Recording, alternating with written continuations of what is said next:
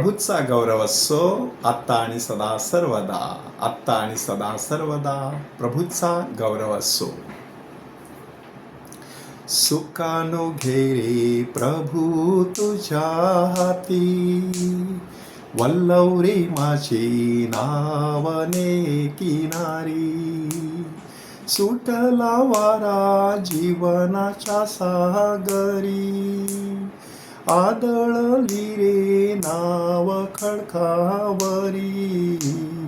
तुझं विनारे कोण म्हातारी, वल्लव रे माझी नावने किनारी.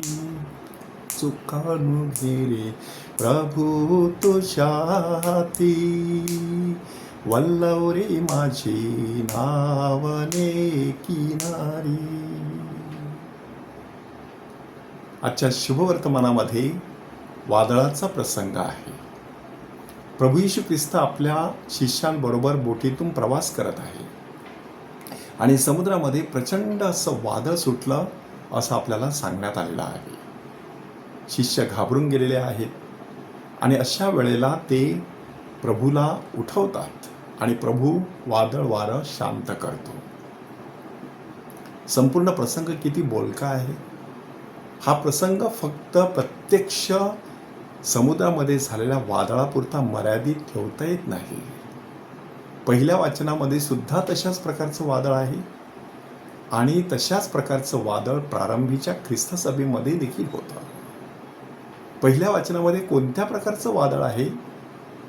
आमोस संदेष्टा हा आपली आजूबाजूची परिस्थिती बघतो. यहुदामधील तेकोवा गावामध्ये राहणारा माणूस, अतिशय श्रीमंत, उमराच्या फळांची झाडांची निगा राखणारा. परंतु ही उमराची झाडं कुठे असतात? इस्रायलमध्ये. त्यासाठी तो यहुदातून निघून इस्रायलमध्ये जायचा आणि त्या ठिकाणी बघायचा की अरे, ह्यांचा आणि आपला देव सारखाच आहे.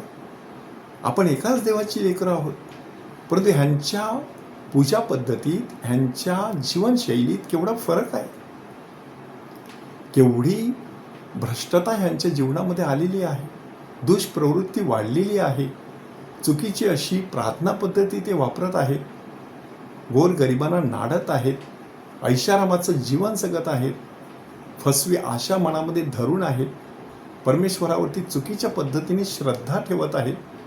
एकाच वेळेला 2-2 दैवताची पूजा करत आहेत. अशा प्रकारचं जणू काही एक वादळ त्याने पाहिलं आणि ते शांत करण्यासाठी 6 महिन्याची 2 प्रवचनं दिली. पहिल्या 6 महिन्यामध्ये त्याने प्रवचन दिलं आणि त्याला वाटलं की ह्या लोकांमध्ये काहीच फरक पडणार नाही. म्हणून पहिल्या प्रवचनामध्ये 3 आशेचे दृष्टांत त्याने सांगितले की कशा प्रकारे अग्नी आला होता, मी प्रार्थना केली, तो भस्मसात करू शकला नाही. टोळधाड आली होती आणि तरीसुद्धा काहीच होऊ शकलं नाही. किंवा देवदूत वेदीसमोर उभा होता आणि तो वेदी फोडणार होता, परंतु मी विनंती केली. अशा प्रकारे विनाशाचे किंवा नाशाचे दृष्टांत आले होते, परंतु त्या ठिकाणी त्याने आशा प्रज्वलित केली. परंतु दुसऱ्या भागामध्ये जेव्हा त्याने प्रवचन दिलं तेव्हा त्याला वाटलं की नाही, पक्व फळांची एखादी पेटी, एक जरी फळ किडलेलं असेल तर संपूर्ण पाटी, ती पेटी खराब होऊ शकते. तशा प्रकारे ह्या लोकांचं झालेलं आहे. आता परमेश्वर ह्यांना वाचवू शकत नाही. हे सगळं अशासाठी सांगायचं, वादळ वारे सुटल्यानंतर आमोस शेवटी हताश होत नाही. शेवटचं जे त्याचं प्रकरण आहे त्याच्यात सांगण्यात आलेलं आहे की डोंगरावरून द्राक्षरस वाहील, टेकड्यांवरून दूध वाहील. द्राक्षरस डोंगरावरून, कारण तिथे द्राक्षाचे मळे असतील, आणि दूध टेकड्यांवरून, कारण तिथे गाई गुरे असतील. हे सगळं होणार आहे. म्हणजे वादळ वाऱ्यामध्ये देखील खंबीर अशी आशा बाळगणारा आमोस, वादळ वारे शांत करणारा प्रभू येशू ख्रिस्त, आणि आता ख्रिस्त सभा, प्रारंभीच्या ख्रिस्त सभेमध्ये सुटलेलं वादळ. कोणतं वादळ? छळाचं वादळ, की पहिल्या 3 शतकांमध्ये रोम शहरामध्ये प्रचंड प्रमाणात ख्रिस्ती लोकांचा छळ झाला. परंतु असं म्हणतात की त्या रक्तसाक्षांचं रक्त फुकट गेलं नाही. त्या रक्तसाक्षांच्या रक्तामध्येच श्रद्धेचं बीज दडलेलं होतं. आज सुद्धा त्या लोकांनी सांडलेल्या रक्तामुळे आपल्या सर्वांना नवीन जीवन मिळालेलं आहे.